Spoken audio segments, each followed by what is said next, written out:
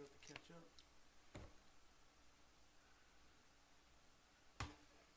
Good morning, good afternoon, good everything, depending on where you're located. We are here to answer all your home loan questions. So, if you have questions about buying a house, refinancing a house, building a house, whatever the case may be, make sure you ask us all your questions. And most importantly, load up that chat box. Because we are you on Wi-Fi? We can see like it's captured in there. Because we are going to answer all of your questions. Navy, Mom, Donna, how are you doing today? Happy Friday. How's life on your side of the planet? Is it a good time to sell? Why or why not? It's a great question. It's a great question, Navy, Mom, Donna. We're going to answer all your questions today. We'll get to that shortly, though, okay? So remember, guys, load up the chat box. Load it up with all your questions, comments, concerns about buying a house. Right now, it's a weird time. It's a really weird time because on one side, it's a little busy, and on the other side, it's a little slow. So there's a lot of inconsistent things happening in real estate. So I would say for first-time home buyers, those that aren't buying their second house, those that are buying their first house, the activity is actually pretty busy. It's pretty busy. Offers still going in, people trying to get pre-qualified, people trying to move forward because they have the ability to. And that's been the recommendation this whole time, guys. If you have the ability to buy a house, I'm going to say get pre-qualified. Let us know where you stand. It's a very big deal to know where you stand, and here's why. When you go to get pre-qualified and you think you have the credit, you think you have the income, you think you have the assets, you think you have everything it takes to buy a house, a lot of times you're not. When we pull your credit, your scores may be above the guideline. Guideline says you have to be a minimum of a 580. But if you have like a 600, you might not get an approval. And it's usually because you have history somewhere recently within the last year or so, maybe a late payment, maybe a repo, something like that can hold your credit score down, and you might not get approved. But what we can do is identify this challenge and get you moving forward so that we can solve that challenge, help you solve that challenge so you can buy a house in a reasonable amount of time. Maybe 3 months, maybe 6 months. I can tell you right now that I've seen people's credit score go from a 460 to a 660 in less than 6 months. So that's not a long time for someone that just wanted to buy a house. 6 months later, they own a home. That's pretty fast. That's very fast. I know people that have been thinking about buying a house for years. Are you on this Wi-Fi? Keep saying I'm losing connection. Hop off the Wi-Fi. Solving technical challenges, guys. But don't forget to load up that chat box. So let's see what we got here. Is it a good time to buy and sell? Man, Lee doesn't even say hi anymore. Oh, I'm solving technical problems. Sorry. Yes. Hi, everybody. Hi. Yeah. Hi. So back on my tangent that I was on. So getting pre-qualified, we're going to be able to solve your issues, solve your challenges, and get you on the right path to purchasing, because what's going to happen is you're going to be ready. You're going to say, I want to buy the house. I actually identified it. I actually know exactly where it's at. Now I want to give you all my documents. Actually, Lee just worked on one of these recently where they wanted to get qualified after they identified the property. In this case, it worked out. Very rare for it to work out, though, guys. Very rare for it to work out. What usually happens is there's a hang-up. You don't qualify. Debt-to-income ratios. You have too much debt. You don't make enough money. You don't have the credit. You don't have the assets. There's so many reasons why it doesn't. It's probably because of the Wi-Fi. I'm going to try to get back on it. The host is away and we'll be back soon. Yeah, it's got to be the connection. Well, get rid of the Wi-Fi. Just turn off Wi-Fi. It's already off. I'm putting it back on. That is... Oh, okay. Let's see if we have anything coming in, guys. Sorry if you can't see us because there's technical difficulties. All right, I've seen people join, so maybe it's better. Anybody out there, load in, ask us a question on TikTok, guys. If you're on TikTok, ask us a question. Let us know that you're there. I don't see, we're having a problem connecting. We're here to answer all your questions about buying houses, guys, so load up that chat box.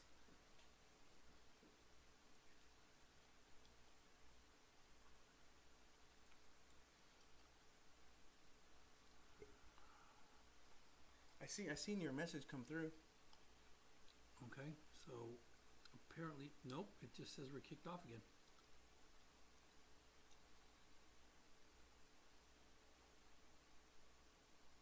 I'm gonna reload it. Okay. I'm just gonna start it from scratch.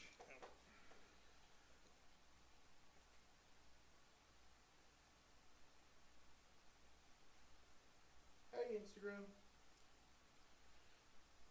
We are having technical problems. This is boring to watch, I am sure. But we're trying to solve the problems. And I think we're on YouTube. Checking YouTube. So if anybody's got some really powerful questions, ask them. Ask away. Oh, we are live on the YouTube. And we are up. There we go.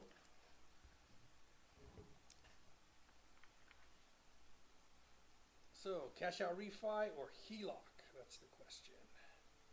Cash out refi or HELOC? Well, cash out refi is going to be better rate. Which one are you normally on? I don't know. Not guessed, I guess. Not for you doesn't let me do go LO. I don't know. You know. It's your desktop logins. Yep.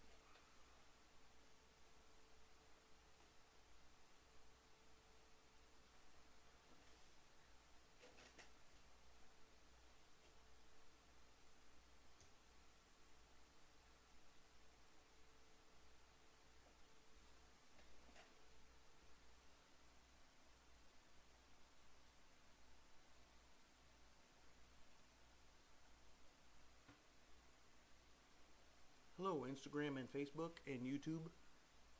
The rest of you can ask questions too.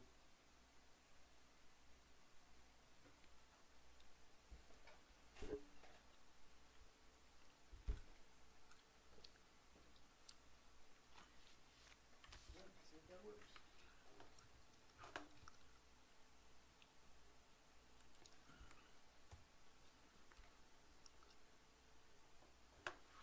All right, that seems to be working. We're back, guys.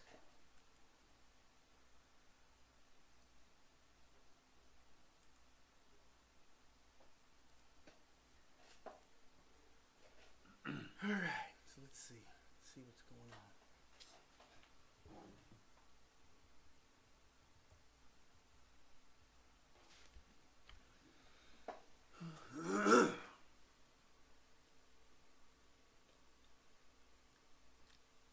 Okay, we're here to answer all your questions about buying houses, guys. So load What's up that chat Ace, box. Katie, Anthony. Load up that chat box with all your questions about buying houses. What credit score do you need? What down payment do you need? How do I buy a house? What's the process? All the thoughts you have, fill up that chat box with all your questions and we will answer Claudio, all of them. Sexy Black, Miller Girl, Beanie Bob, Simply Angel, Isabel, Hesse, Jesse's S, Sexy Black, what's up? Sexy Black, great to see you. Haven't seen you in a while. Angel, Golfer, all these people. I appreciate all of you guys just showing up here. Gratazon, 1800, Tay the Gray, Brett. Hey, what questions do you have? I can tell you that I'm working on some files right now, and I just had one when I tried for a cash out refi. And the guy said, hey, I want to get $150,000 cash out. And I said, well, that's a lot. And he goes, yeah, I tried for the HELOC and I couldn't qualify for the HELOC. So I built it, and I built it conventional because he's going 80% LTV, and I didn't want to give him mine. Couldn't get it to work. Tried like 15 different ways, couldn't get it to work. Then I flipped it to FHA. Boom. What? Yeah, FHA is a lot more forgiving on a cash out refi. So we're able to get this guy like $180,000 cash out refi right now. That just happened. What's going on, guys? Do you want money? Do you want to buy a house? Are you looking for down payment assistance programs? Do you want to know what's going on in the market? Did you know that the jobs just came in ridiculously high? Like ridiculously high. Somebody like that. So the jobs report came in, and anybody who actually follows this stuff thinks it's bullshit because the jobs came in ridiculously high. Not like a little high, ridiculously high. Like we were expecting 160,000, we got in 260,000, 100,000. Toppers, I agree. Way above. I agree, Toppers. Sexy Black, I know I've been missing y'all live. Great to catch y'all. Y'all dropped some jewels.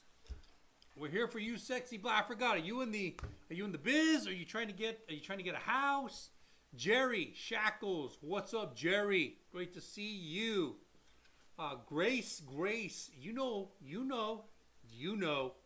Johnny, what's up? KK, KK. We haven't seen KK in a while. Great to see you. Treason 13, boo duh. I like the way you spell that. Blaker Schumer, Beverly Walters. Great to see all of you guys. We're teaching you how to get a house.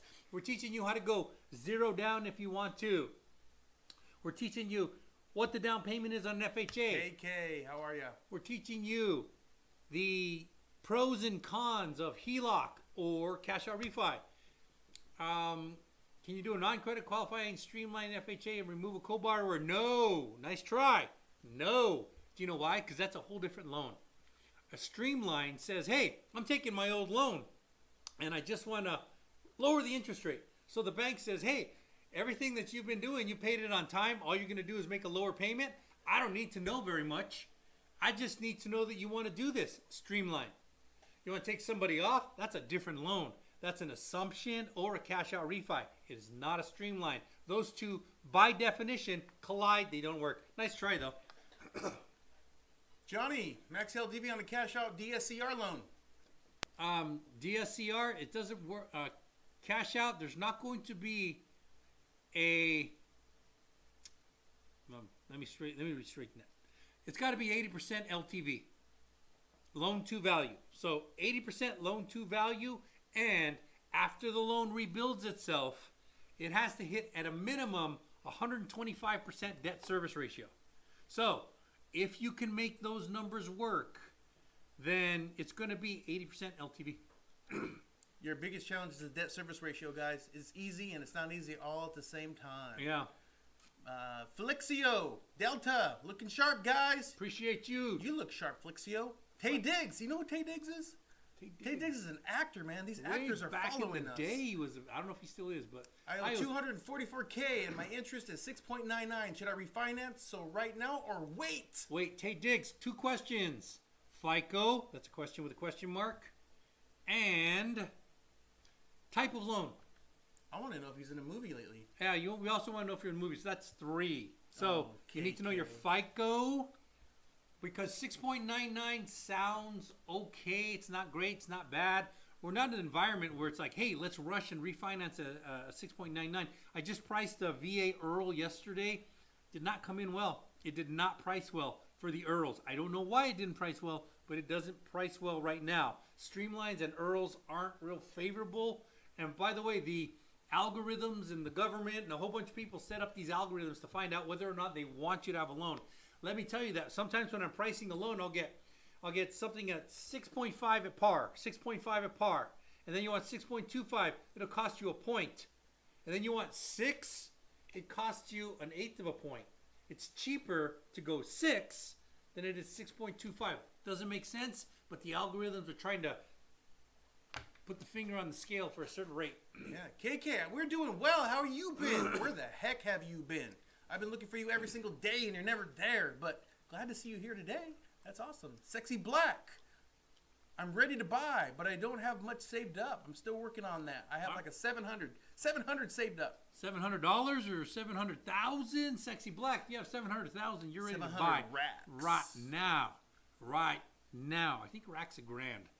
So Don't 700 think, rack. Yeah, Don't 700 think. rack on rack. Sally Sal, thank you for the love. Appreciate you, Sally Sal. Tay Diggs is working with the 740 credit 740 score. conventional. Okay, so if you got a 6.99 with a 740 conventional, if I priced you out right now, best guess you'd probably be 625 to 6.5, which will probably make the refi maybe not worth it. Maybe. There's a few other factors I have to look into. But what you should do, Tay, is get it started. Because once you start it, we can keep it humming in the background until it's time. That can happen. And when we do a refinance, the refinances are built. You skip one payment every single time. Some people will say you skip 2, and it's just a sales job. Because the truth of the matter is, if I fund it in a certain period of time, I actually tack that last one on the back of the loan. So you didn't skip two, kind of. You skipped one, and then the other one got postponed till the end of the 30 years. So there's ways to do it. There's ways to do it. All right, guys, load up that chat box. Ask all your questions and thoughts that you have about buying houses, refinancing, building a house, whatever it may be. We're going to answer every single one of your questions. And if you're interested in getting a home loan, go to the link in the bio, select apply for a home loan now. And we haven't done this in a while, so it's time for a commercial. If you need a badass loan, call a badass loan officer. Chris and Lee are your badass loan officers at New American Funding. Call the number on the screen, and we'll get you moving. Okay, let's get back to the Navy mom Donna. She wanted to know, is it a good time to buy or sell? Why or why not? Okay, so it's always individual, because if you're selling to try and time the market, it's stupid. If you're buying to try and time the market, it's stupid. Do you need a house? Do you want a house? Cool, then it's time to buy. Do you need to get rid of your house? Do you need to sell your house? Well, then it's time to sell. So it's always individual. If you're looking for trying to time the market, there's always a pro and a con for everything. Hey, interest rates are high. Okay, prices are low. Oh, interest rates are low. Hey, prices are high. There's always going to be this balance. So is it time? You know when the best time is when it's right for you. When it's right for you. So that's the answer. Yeah, don't try to time the market, guys. The market's always going to win. Sexy Black, $700. VA interest rates. What are the VA interest rates today? Last time I checked, they were pretty good, but I think we just got a little spike up, just a touch, not a lot, but just a touch up. We're about to give you the interest rates. I am buying time right now because we're not getting there fast enough. And we're still not getting there fast enough. I'll get them to you in just a second, Andrew. And by the way, when I quote this, I'm giving you what New American Funding puts out to the world, not my quote to you. The only way I can offer you an interest rate is to pull your credit, check your income, check your assets, and then build your file. But if you went to the New American Funding website, you would see that today, a 30-year VA, 5.25. 5.25. An FHA, 30-year, 5.25. 5.25. 15-year Fannie Mae, Freddie Mac, 5.25. And a 30-year Fannie Mae, Freddie Mac, 5.625. 5.625. So these are the rates that New American Funding puts out to the world. Now let me give you a little shocker. Okay, here's a little shocker. That's not the normal rate that everybody gets. It's not. They're giving you the best possible scenario. And at the bottom, there's a little asterisk that says, hey, you got to have an 800 FICO. You got to put 40% down. And you still got to buy it down a little bit. So, is it possible? Sure. But are they putting you the best case scenario? Of course they are. Yeah, of course. Come on. Come on. Weebles, should I focus on paying down the home or saving for investments? Weebles, 1989. What's your goal? What's your goal? You could do a lot of things. You could pay that down. You could save a lot of money. You can invest a lot of money. But what's your goal? Let us know your goal, and we can help you decipher what's the best route for you. KK, I learned so much from y'all. I really appreciate you both. We are here for you, KK. We appreciate you. Here for you, KK. For yous that don't know, KK is our ambassador. She supports Chris and Lee. I can't even spell ambassador. It's such a big word. He can't. I know it for a fact. I know. He can't. I get to a badass every time. I'm like, am badass. That's it. Am badass. Every single time. That's what I come up with. That's where it stops. All right, Johnny. Please explain a contingent sale. Trying to sell current and buy another PR, which is personal residence. I think Johnny. Okay, here's a contingent sale. It's pretty simple. Pretty simple. But it gets tough in the details. Here's why. On a contingent sale, you say, hey, listen, I want to sell my house and it's worth 400 grand. All right, cool, 400 grand. I want to buy a new house that's worth 500 grand. But I can't afford the new house if I don't sell the other house. Okay, cool. So I put an offer on the 500,000 contingent on me selling the 400,000. All right, so that's now you have a contingent sale. I actually build the pre-qual letter, stating that this is a contingent sale. Then we put the $400,000 on the market and try and sell that thing. And usually the contingent sale says you have so many days, call it 60 days, to sell that house and close it so that you can take the proceeds from the departing residence to the new primary residence. Now, where it gets tough in the details is that transactions are not simple. They are not simple. There's so many hands in a transaction. There's title, there's escrow, there's liens, there's property issues. There's, hey, the roof didn't pass. Oh my God, there's a foundation problem. Oh my God, this doesn't reach that. So inside of that transaction, there's going to be a lot of problems, and escrow is going to have to deal with all the problems. Even so, let's just say it's a loan problem. Well, the loan officer has to solve it and then tell escrow. Well, let's just say it's a title problem. Well, then the title company has to solve it and tell escrow. So escrow finally has to put this whole thing together, and then there's the funding and recording. When they fund, they need to disperse funds. Now, if you do this correctly, you will have a departing residence escrow wire funds to the contingent escrow. If you're really lucky, they'll be the same escrow. And they'll just transfer from one escrow number to another escrow number, because then they always know what they're doing because it's the same escrow. But if you have different escrows, which is 90% of the time the reality, you have different escrows, then you need this escrow to talk to this escrow. And let me tell you, as a loan officer, escrows are not always user-friendly. They tell you, oh, we're here for you, we're here for you. And they are until 4 o'clock.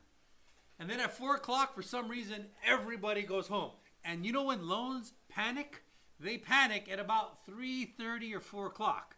And then you're like, hey, escrow, I need to be able to make this happen. Sorry, we've left for the day. Nobody is here to answer the call. Nobody will take your call. Nobody. And the escrows are all like, hey, we're here for you. And I'm like, yeah, you're full of shit. I'm sorry. I don't believe you. That's a better way to say it. I don't believe you. So because escrows are usually chosen by the listing agent, my little ace in the hole is I'm like, hey, listing agent, you say you want to help, you want to help, you want to help. At the beginning of the escrow, I say, hey, listen, there's nothing you can do right now. Everything you're doing is perfect, but I will tell you when I need you. When I'm going to need you is at the end of the escrow, when the escrow does not answer my phone call, does not answer the borrower's phone call, does not answer the funder's phone call, doesn't answer the bank's phone call, doesn't answer anybody's phone call.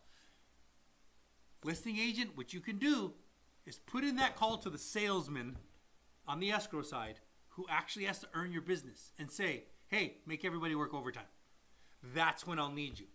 And the only reason I know this is because I've done enough transactions to know that this is what escrow, I mean, they're lovely. They're amazing.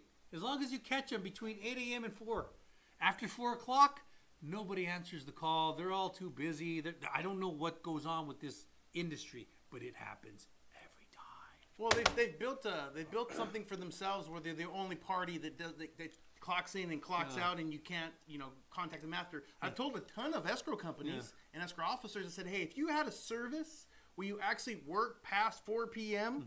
and weekends sometimes, you would get all the business, because he's right. Problems kick at 3:30, and we got an hour to solve these problems. And inside of that hour, they don't get solved. They get pushed to the next day. I even had a escrow company tell me this week, we got them loan docs at like 3:30, 4 p.m., and they're like, it's already too late for us to deal with this. We'll get to it tomorrow. Everyone was okay with it, the buyer's agent, the listing agent, because escrows kind of built those, what would you call that, those parameters in their business where they're like, okay, it's on escrow. But if the lender does that, they're pissed. If anyone else does that, they're pissed, because lenders are known for working through the night, getting approvals out at after hours in the evening. Lenders are known for working the weekends, because we earn every single piece of business that comes in. And if we don't get to pay our mortgage payment. We don't get to feed our families. But escrow's money is guaranteed regardless. And CEO's right. I am not a fan of, they go home. Whenever the escrows come to me, I just got this real bad taste, because, and I get it, it's not the escrow salesperson, because they always hire a pretty girl to go talk to all the realtors and the loan officers, and they're like, hey, you should try our escrow. Our escrow is amazing. And the pretty girl's like, oh, yeah, we are big on customer service. That's fine. That's all great. the escrow officer, that's the one who actually executes, and they're not on board with this pretty girl who's showing up and dropping donuts off every day. Because that's what they do. They drop donuts off at a realtor's office, or they drop donuts off at the loan officer's office, and they're like, hey, I'm a pretty girl. You want to talk to me for a little bit? And just life, you're like, hey, okay, thank you for the donuts. I appreciate it. I don't eat donuts, but I appreciate you coming by. If you really want to help me, have your escrow officer answer the phone after 4 o'clock. And she's like, well, you know, at our special escrow Inc., we really answer the phone all the time. I'm like, yeah, I don't believe you, but if you give me your cell phone number and you have the cell phone number to the escrow officer, then we can make something happen. Because the truth of the matter is, if you blow one of my escrows or you blow me off at the end, you're done. I don't care how pretty you are. I don't care how many donuts you bring in. I'm just like, if they force me to use it, I'll use it, but I will never send something to you. Never. So in the world of loan officer, we get to send an escrow when we get a refi. And I send those to the ones who answer the phone after 4 o'clock, not to the pretty girl who gives me donuts. CEO, you're correct. Underwriters are no better. Yeah. I can't argue with that. I cannot argue with that. It's hard to get a hold of them. It's hard to get them to clear things. It's hard to nudge them. Parquet Estrada.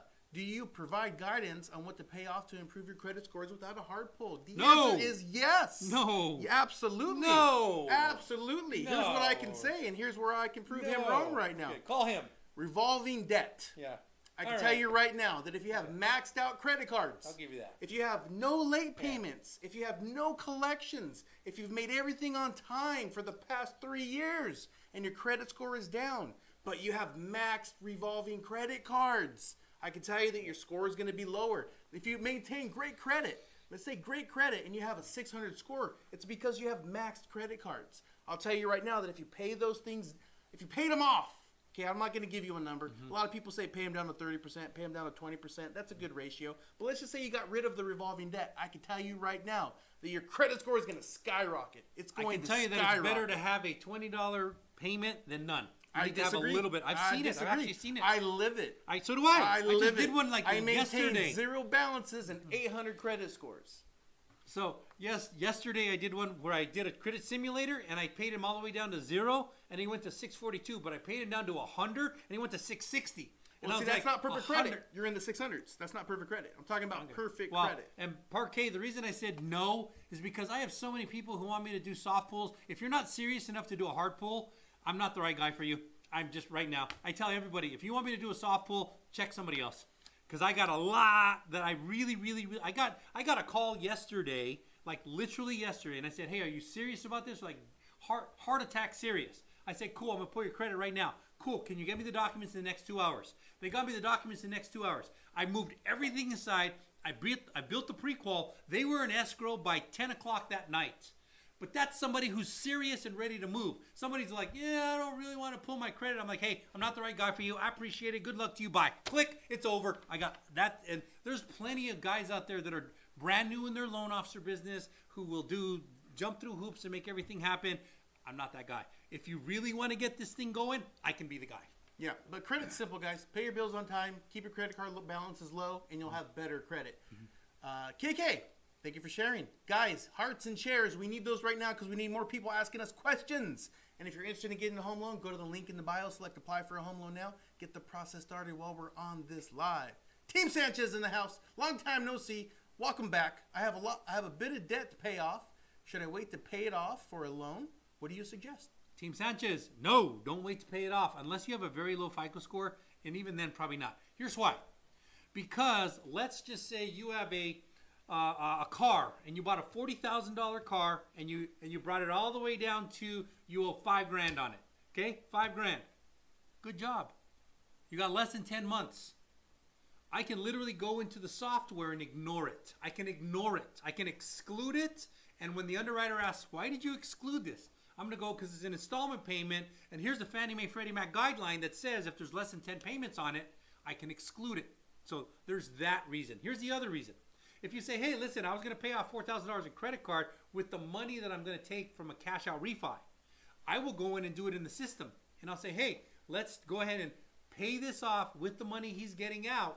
And that will complement itself in the system and tell you whether or not you can do it. So, yeah, you should start moving forward right away. But make sure you have somebody who knows what they're doing. Because if somebody, like, they just build the file and they don't understand these guidelines, they won't know. You can ignore that $1,000 a month Raptor payment because you only have 8 left.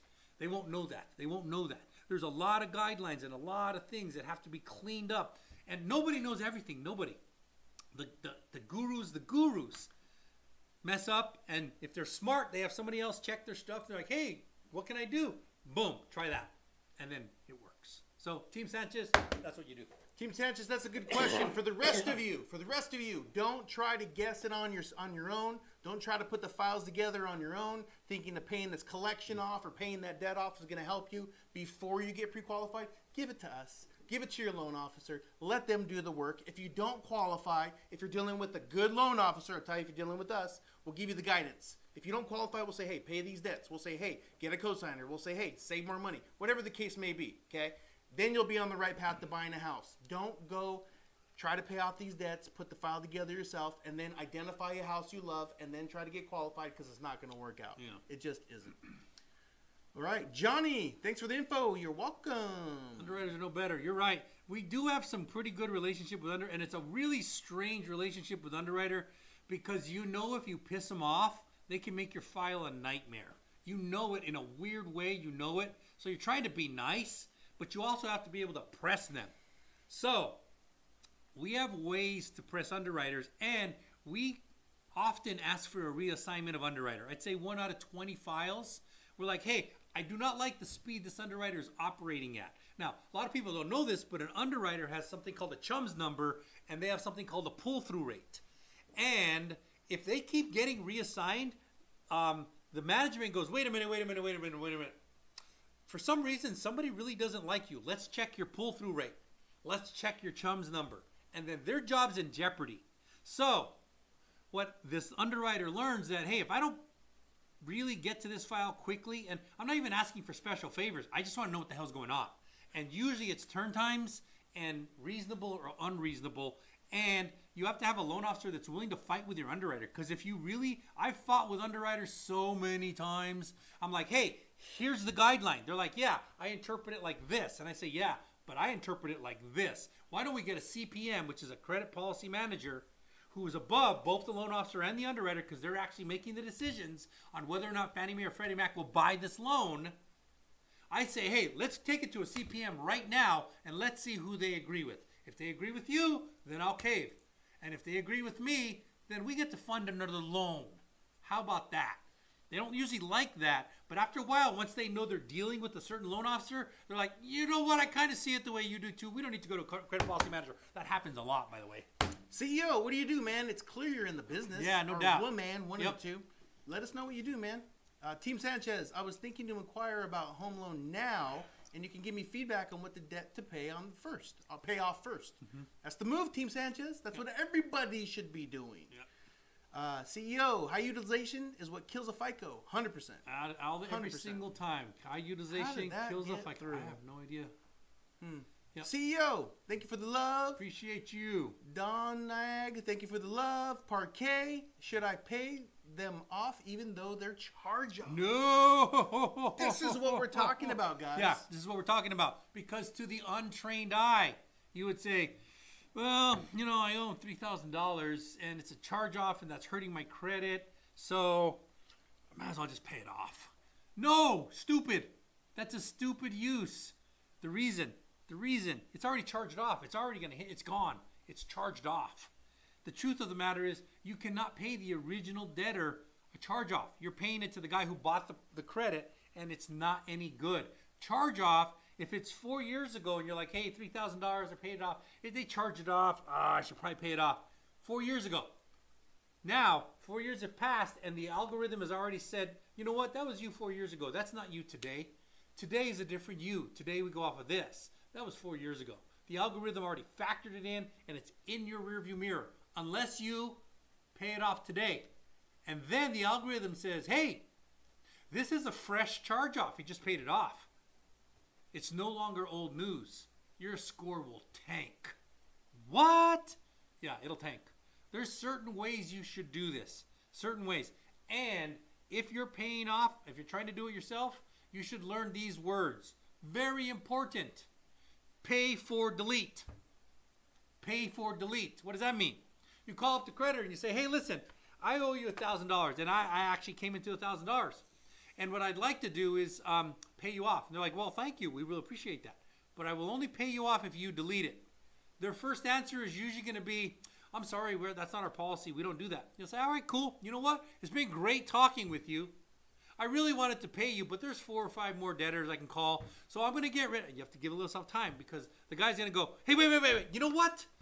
Let me see if I can make a special exception for you. Let me talk to my manager.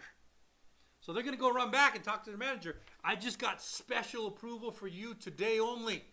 For you and you only, today and today only. If you pay it off, we'll delete it. Then you say, cool, send me something email so that I can prove that you're going to do that. All right, cool. And then you pay it. And then it goes away like it never existed.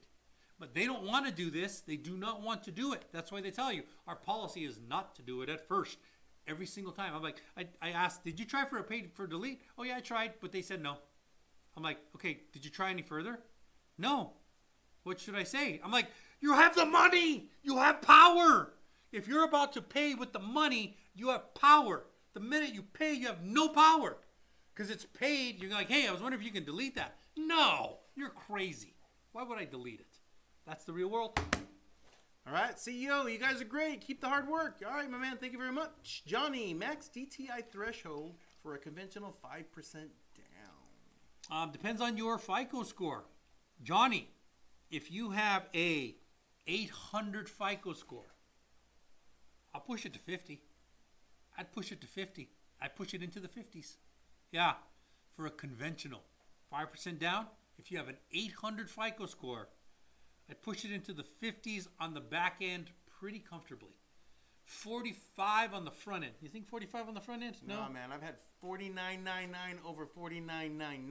Really? Hell yeah. Okay, so if you have an 800 FICO, but Johnny, it boils down to FICO. It does boil down to FICO. Because if you have a 622 FICO, shit, we're locked at 45. We're locked. You're going FHA. Yeah, you're going FHA.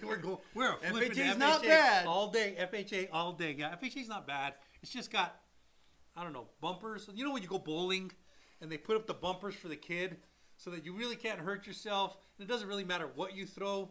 As long as you throw something, it'll hit a pin. Well, that's what FHA is. FHA kind of throws the bumpers up. If you fall within FHA guidelines, you're not going to get something great, but you're also not going to hurt yourself. So, but they're going to charge you for it. Yep. LA or law. What are your margins on FHA and conventional? Margins? What the hell is a margin? Depends on if you're talking about secondary, post-secondary, if you're talking about front-end, back-end ratio. Probably ratios. Probably ratios. If you're front-end, if you're talking front-end ratio, front-end, back-end ratio. And they're not our ratios. Yeah, they're not. They're any lender who is direct. Direct. That's very important. We are FHA direct, Fannie Mae direct, Fannie Mac direct, VA direct, USDA direct, and a few others. We're direct, which means our underwriters write as if they work for Fannie Mae, Freddie Mac, VA, FHA, USDA. So if you are direct, FHA back end, 56.999. That's everybody who's direct. It's not just us. Anybody who's direct. Now, if somebody can only push to 55, they got overlays. The reason they got overlays is because they're a bank on the way up, and they're trying to get a big enough volume so that they can be direct. Those are called overlays. Now, are they necessarily bad? Not necessarily bad. But if you're direct, 56.999 on the back end. 56.999 on the back end. FHA, or I'm sorry, Fannie Mae, Freddie Mac, 50. 50. I don't think you can ever press 51, right? Mm-mm. No, 50. There was a time 50. where now, there was something weird. VA, I funded one with an 82 because we're direct. 82 back end. What? Yeah, it has to pass the VA residual, but if it passes the VA residual, money, money, money. All right. Crystal 83, appraisal and inspection done. Lender says VA won't approve primary resident manufactured home with an ADU. Okay, appraisal and inspection done. Lender says VA won't approve. Lender says VA won't approve primary residence manufactured home with an ADU. Okay, so, Crystal. So, if it's a manufactured home, there are specific requirements. If they meet those requirements, then the VA guidelines will approve it. I think it's a meter issue. Yeah, they will approve it. It has to meet the guidelines. And what are the guidelines? The guidelines are simple. It has to be affixed to a permanent foundation via an engineering cert and a 1033. 1033? Yeah, 1033. Is it 1033? 1033A, I think that's what it is. Yeah. At the moment. I think it's 1033A. 433. Yeah, 433. You're right. 433A. It has to be affixed to a permanent foundation. It used to have to be double wide, but they changed the guidelines recently. Single wide works. Even single wide right now. And it has to be post June 1976. So if it meets all of those requirements, then you are dealing. Now, ADU is a whole different issue. Is the ADU to code? Was it built correctly? Is it on a permanent foundation? There's a lot of different things. And sometimes they will not include it in the value. That's different, though. That's different than they won't approve the primary residence. Primary residence is your first box that you have to check off. Second is you have to get the VA appraiser to add the value for the ADU, and the only way you're going to make that happen is if it was done by the city, by the permits, everything is above board, then you can get the ADU added to value. It's a little complicated. Better have a good team working for you. Yeah, Crystal 83, call us if you need us. Baby Rosa, FHA, 597 credit score with 10% down, but they are asking for a 680 credit score. Why? Baby Rosa, it sounds like you got a loan officer who doesn't want to play with you. Or an overlay. Yeah, it sounds like you got a loan officer who's like, I don't really want to work with this 597 FICO.